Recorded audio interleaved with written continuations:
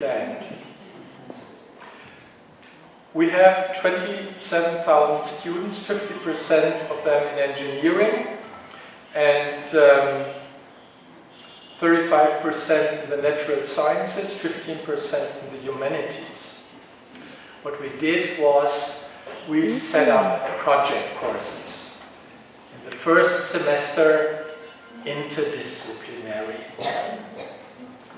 The architectures teamed up with the sports scientists and the physicists. And I'm going to talk about that project in a minute. The mechanical engineers teamed up with law and economics. And their design task was recovery of kinetic energy for bikes. By the way, the winner of this competition, friendly competition, you remember, the winner of this competition now has designed a bike that is built by Bosch in Stuttgart. Isn't that nice? You're a first-year student and Bosch builds your design. That's motivating, isn't it? The electrical engineers, that's over there already, the electrical engineers, they had a project, Future Living. And the winning team, and they teamed up with psychologists, law and economics, and sociology. And the winning team designed a bucket system for kids that kids cannot unbuckle themselves anymore. And they filed a patent on this. Isn't it nice for a first-year student to have a patent? It is. Informatics, biology, philosophy, and political science teamed up for supply and prevention in refugee camps. And we also have an international one where students from the US and Darmstadt students are cooperating. So we want prospective engineers to recognize that what is feasible technically can only be realized if it is wanted societally. And the engineers have to actively participate in this process. On the other side, we have the humanities. And their scholars should recognize that they have to cooperate with the engineers and that their expertise is needed for the engineers in the very first stage of the design process to input to their expertise so that undesirable developments can be avoided. And some of you might recognize C.P. Snow here, sitting on a bridge between the humanities and the sciences. In the first semesters, all students shall see that other disciplines, other than their own disciplines, develop their own form of thinking and acting, and they have to meet this with respect. They should be introduced to the methodology of their own discipline. They should practice professional teamwork, and they should meet their professors at eye level. What was it with the brains that, the thoughts of the brains that should be learned about?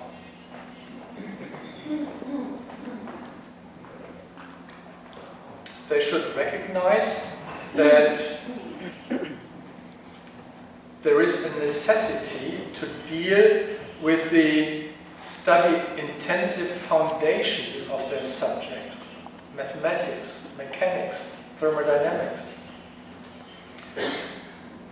And they should feel under the obligation of the Humboldtian Selbsttätigkeit. They are responsible for what they are doing. Once that this penny has dropped, you don't have to do much more as a professor. The students are doing that on their own. So we have set up a huge help team, and it's a really huge project in the university. The biggest problem is to find enough rooms. So let's skip this. The physics and architecture and sports science project. 210 students. In total, we have more than 2,000 students working together in the first semester.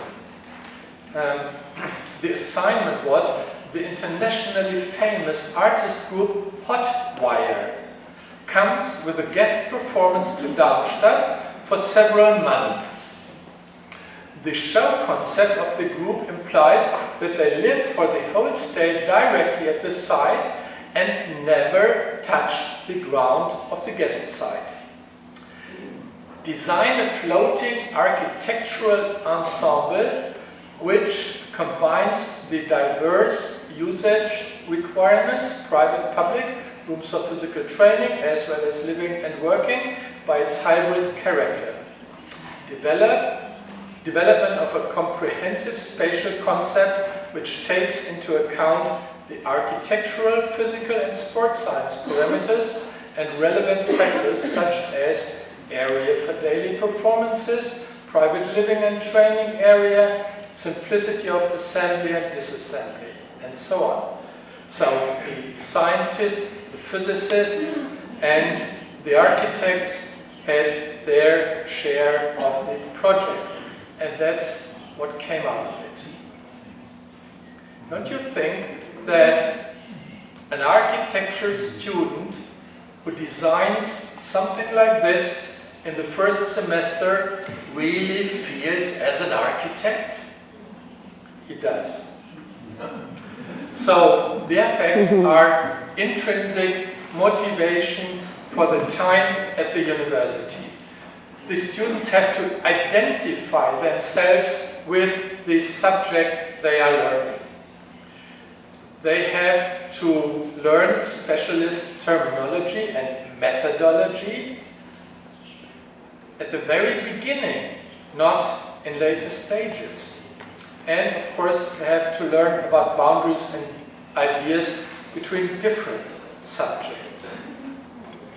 They should identify themselves with the members of the profession and as scientists.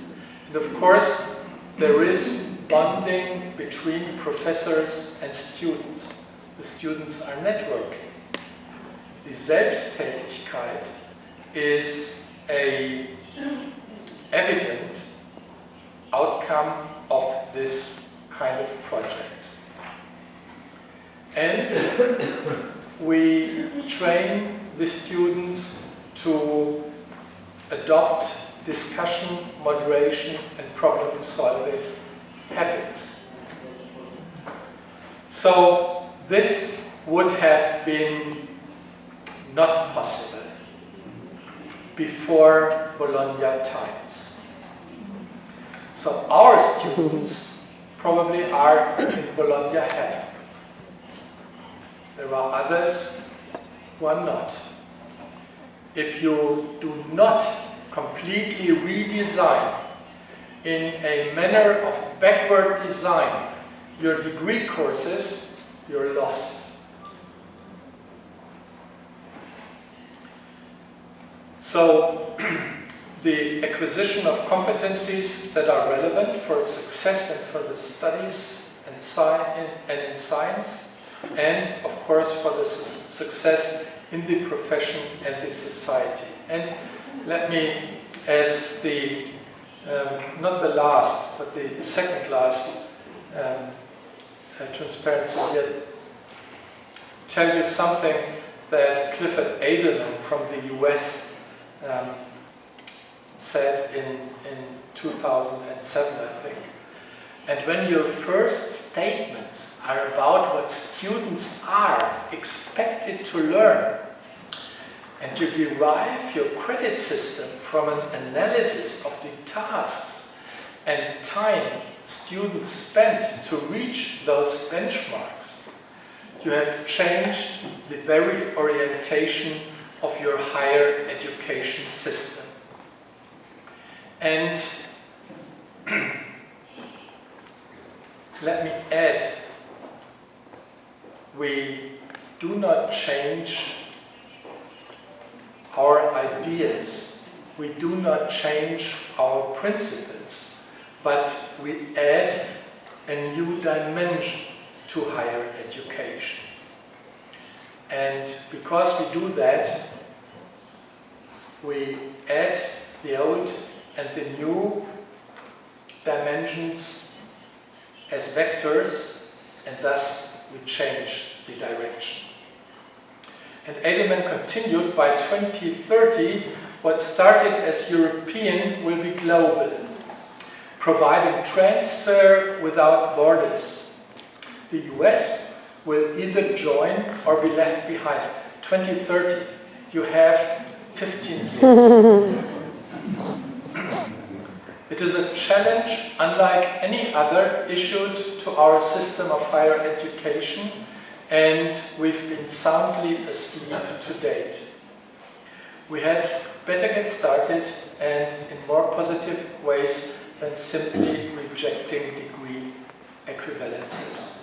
There is literature that you can follow. Yeah, I'm nearly done. I'm nearly done. I do not know whether I should have questions now or the last transparency. I do the last transparency. I'm here at the Catholic University and at the Pontifical University, so you should all be able to understand what Seneca said in his Epistolae Morales. Well, there is one sentence that's really important, and that is itaque sic animum componamus ut quidquid res exiget it velimus.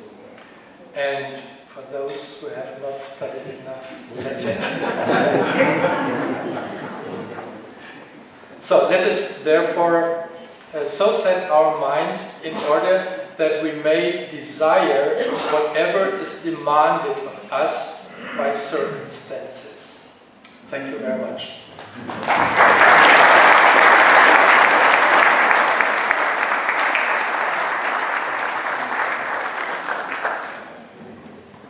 Muy bien, muchas gracias, profesor. Antes vamos a comenzar con los comentarios. Jessica, por favor. Sí, bueno, muchas gracias por la invitación. Y es interesante cómo aterrizamos del mundo europeo y de lo que acabamos de escuchar, las experiencias de un continente que se une para tratar de compartir una formación con una misma mirada, y lo que tenemos en países como el nuestro, ¿no? Como el Perú, donde la realidad puede ser algo chocante si la comparamos con lo que hemos oído. Para empezar, pensando que tenemos más de 1 millón, cerca de 1.300.000 jóvenes que ni estudian ni trabajan, y que por lo tanto el problema parte de mucho más atrás, y las soluciones tienen que ir mucho más atrás, para empezar por incluir a esos jóvenes en los sistemas que tenemos de formación. Un tema que creo que está muy relacionado a lo que hemos escuchado es esta reflexión sobre la formación generalista versus la formación técnica, por ejemplo. Y en países como el nuestro podemos encontrar algunos elementos que nos tienen que hacer pensar sobre eso. Hay un estudio que hizo un compañero mío, Gustavo Llamada, sobre la rentabilidad de la formación universitaria versus la formación técnica. Y como buen economista, trata de cuantificar cuánto rinde estudiar en una universidad versus cuánto rinde estudiar en un instituto técnico, y encuentra una cifra curiosa. Mientras que la rentabilidad en una institución técnica privada es de 1.2% de la inversión que hace el estudiante para formarse, cuando uno estudia en una universidad privada, la rentabilidad promedio es de 12.2%. O sea, estamos hablando de 10 veces más rentable el estudiar en una universidad que el estudiar en un instituto técnico. Pero sin embargo, cuando vemos si nuestros jóvenes prefieren la formación técnica o la formación universitaria, siguiendo un poco esta línea, encontramos que el doble de jóvenes prefieren, obviamente, estudiar en una universidad, en un instituto técnico, pero el mercado laboral peruano, por ejemplo, hoy día demanda mucho más y hay mucha más escasez de técnicos que de universitarios. Entonces hay una serie de contradicciones que tenemos que empezar a corregir ya desde el principio, antes de hablar de sistemas más maduros de calidad y de estandarización de la formación, que no debemos olvidar, porque eso hace que el contexto nos marque una ruta que tiene que empezar por otros temas que son principales para nosotros, ¿no?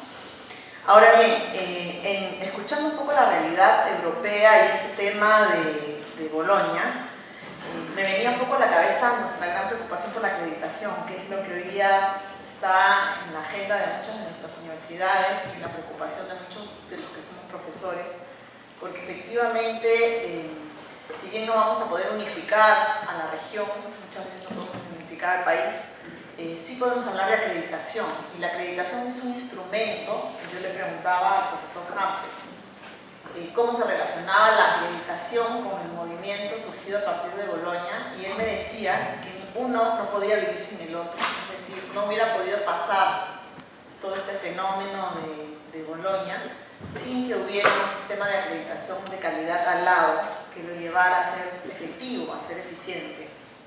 Entonces sí quisiera detenerme un poco en esto que vivimos nosotros, ahora que además la ley universitaria habla de sistemas de acreditación. Y en ese sentido, resaltar que necesitamos, yo diría, dos elementos importantes. Información. Nuestro mercado educativo necesita información, y ya se comentó en el primer panel. Los estudiantes tienen que saber qué carrera es más demandada, qué capacidades son más necesarias en nuestro país, qué están demandando los empleadores que hoy día no tienen y que buscarían y pagarían muy bien a jóvenes con estas capacidades. Por lo tanto, información es un punto crítico. Y el otro es la acreditación de la calidad. Y ahí tenemos una tarea grande que debemos trabajar. Cuando escuchamos de la experiencia europea, y hablamos de la formación mucho más especializada, mucho más experta,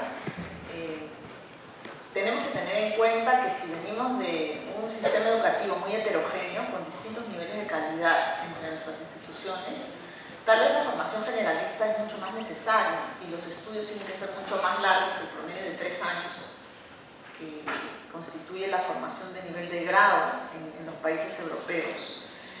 No podemos obviar el hecho de que hay que tratar de nivelar la formación escolar que se recibe cuando recibimos los estudiantes en nuestras universidades, porque efectivamente hay mucha disparidad y eso nos lleva a necesitar años de formación de fundamentos mucho más importantes que entrar directamente a la especialización, ¿no? Entonces ese es un elemento que yo creo que tenemos que considerar como un elemento diferente a lo que se vive en los países desarrollados. Esta necesidad de complementar la formación básica para hacer que haya una base homogénea en nuestros estudiantes antes de llevarlos a especializados. Y por lo tanto el tiempo de estudios también es un factor relevante. Y cuando hablamos de acreditación, en realidad nuestras instituciones nos empiezan a surgir una serie de temas que tenemos que analizar. Nuestras universidades están acostumbradas, han estado acostumbradas, los hemos visto en los números que nos mostraron en la primera parte, a ser universidades orientadas a la enseñanza, más que a la enseñanza y la investigación, y menos a la investigación pura. Y eso trae retos significativos. Los que trabajamos en universidades sabemos muy bien que cuando queremos convertir a nuestros profesores, no solo en buenos profesores, que han sido estrellas dando clases por muchos años, en profesores investigadores, el reto cultural, el transformar los miedos de estos docentes en retos positivos para aprender a investigar y hacer producción intelectual importante, el reto es muy grande.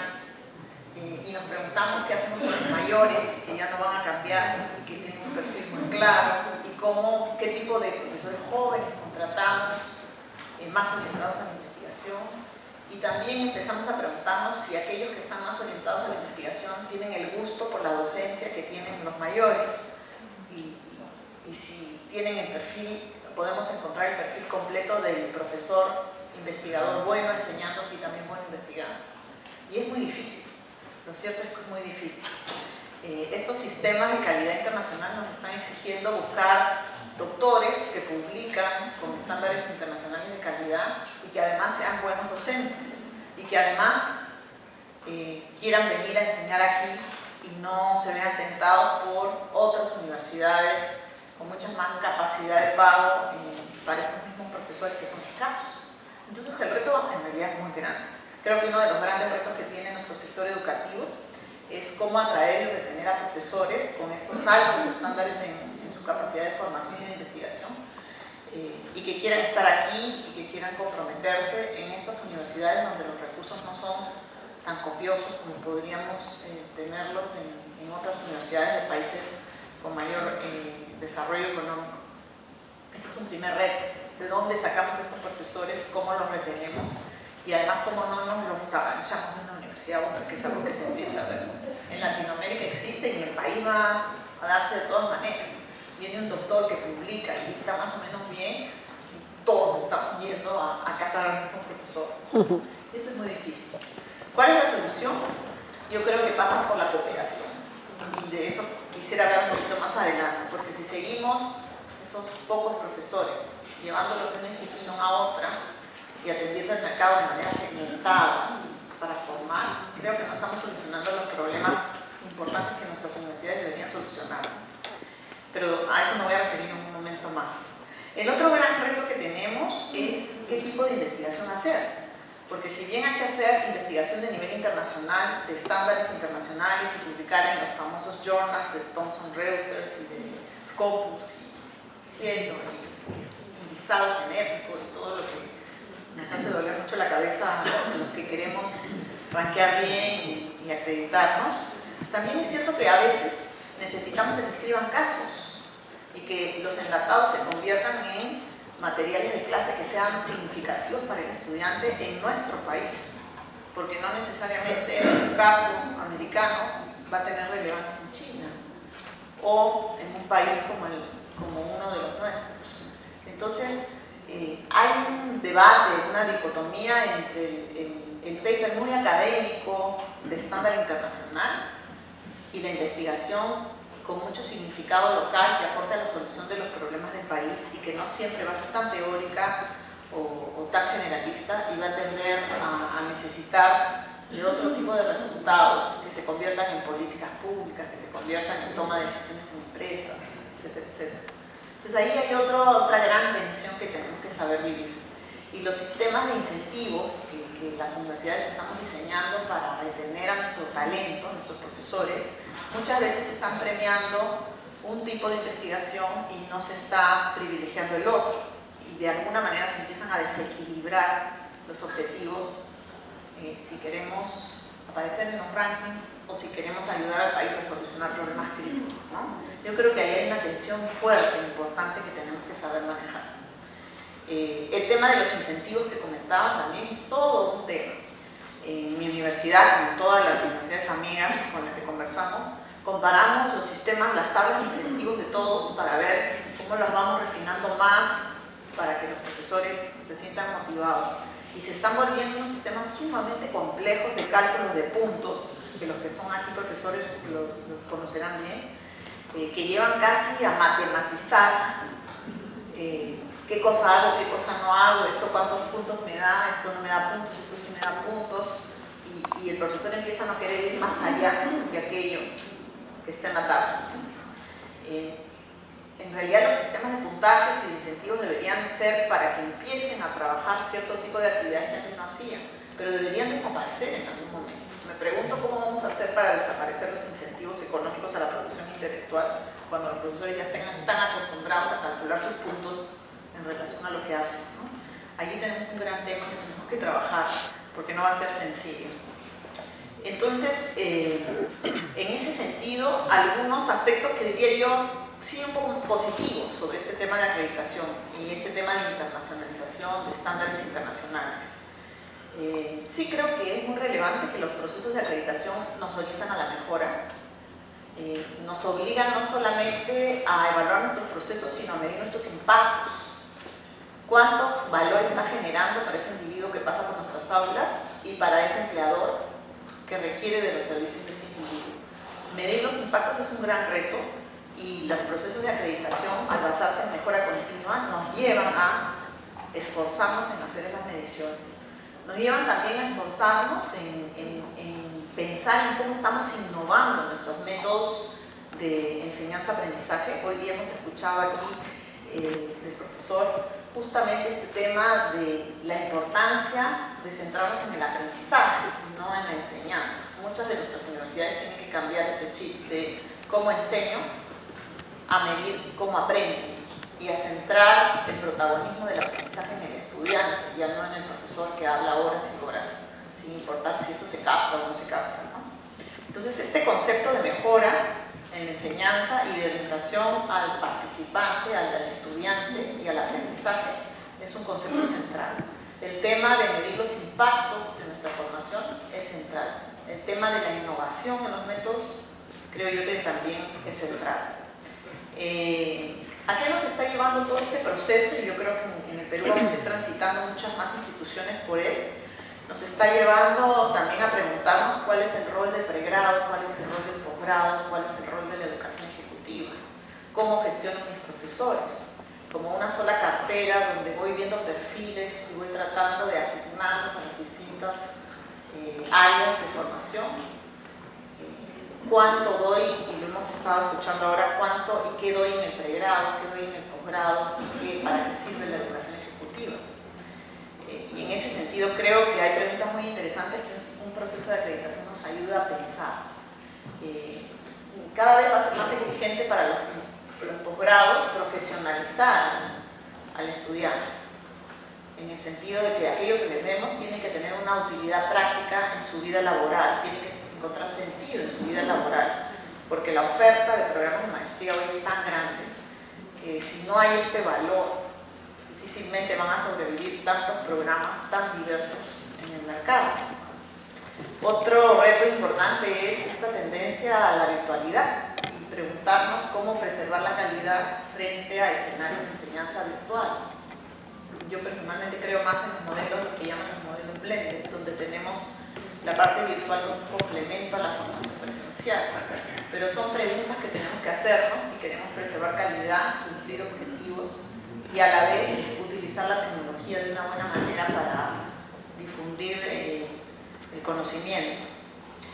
Y finalmente creo yo que un punto que es clave es pensar que cuando estamos buscando estos modelos de acreditación internacional, de estandarización, para comparar con otros países y que nuestros estudiantes sean capaces de continuar estudios o trabajar en otro país habiendo sido formados aquí, el entender que la mejora es progresiva y los sistemas de acreditación nacionales que espero que se diseñen reconozcan esta acreditación progresiva de la mejora en la calidad, porque si los estándares de acreditación son demasiado elevados, de manera tal que casi ninguna institución califica, no va a funcionar el sistema. Y si son tan bajos que todos estamos acreditados inmediatamente, tampoco va a funcionar. Por lo tanto, creo que la clave de un sistema de acreditación eficiente va a estar en esta progresión donde las instituciones aprendan y vayan estableciendo procesos de mejora hasta que nos lleven a los más altos estándares internacionales que sean equivalentes a los de países muy desarrollados. En síntesis, lo que quería tratar de comentar es que la distancia en la madurez de nuestros sistemas educativos entre los países desarrollados y los países de nuestra región es muy grande. y que tenemos que empezar desde nuestras primeras etapas a ver cómo incluimos en la educación y luego cómo esta educación se adapta a los recursos escasos que tenemos en nuestros países, pero sin perder de vista que nos llevan a procesos de mejora. Y esos procesos de mejora en metodologías, en desarrollo de competencias, en orientación a los estudiantes son vitales para que nuestras instituciones logren aportar valor a estos estudiantes y ellos encuentren a su vez oportunidades de empleo atractivas que les lleven a mayor bienestar personal, mayor bienestar familiar. Así que sí creo que hay que caminar hacia allí, sí creo que el camino es más largo que el que podemos haber escuchado, pero que vale la pena y que la esencia de la mejora en la calidad para llegar a estos estándares está en la cooperación. Y es algo que nuestras instituciones académicas tenemos que aprender a practicar. Los peruanos somos muy poco de cooperar, muy poco de generar alianzas para trabajar juntos. Yo creo que es momento que en el sector educativo no se compita, sino que se coopere, porque tenemos tanto camino por recorrer que si no empezamos hoy a entender que instituciones en conjunto, complementando capacidades, son las que van a resolver problemas mayores, poco vamos a avanzar como sistema educativo en la mejora de la calidad de nuestro país y por supuesto en el desarrollo y en el bienestar de nuestros ciudadanos.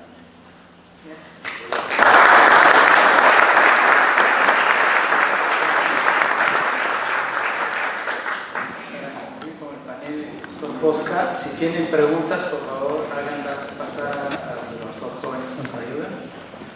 Carlos. Bueno, yo particularmente he disfrutado de la presentación del profesor Hunter. Soy ingeniero mecánico, así que me ha gustado muchísimo los ejemplos de cómo están aplicando el trabajo interdisciplinario en la Technische Universität de Darmstadt. De la presentación del profesor Hunter rescataría dos grandes temas, ¿no? Este esfuerzo que hizo la Unión Europea, 46 países hace 15 años, de tener un espacio único de educación superior que implicaba primero pues, tener un marco de calificaciones común, es decir, poder saber cuáles eran esos aprendizajes, esos resultados de aprendizaje para que hubiese una movilidad armonizada de los egresados, los estudiantes, los académicos. Lógicamente, para lograr eso se necesitaba también otro marco, es decir, un sistema común de aseguramiento de la calidad. Y trabajaron, digamos, fuertemente en eso. Y finalmente, tener un sistema común de transferencia de créditos. Y aquí, digamos, el aporte más interesante es justamente estos créditos, cambiar esta idea del crédito centrado en las clases lectivas a poner, digamos, el crédito centrado en el aprendizaje, en el estudiante. La primera reflexión que podría llevarnos a esto es el esfuerzo que hicieron 46 países para tratar de ponerse de acuerdo en crear un solo sistema. En nuestro país, en conclusión, no tenemos ni un sistema, porque ni siquiera tenemos un sistema de la calidad común, no tenemos un sistema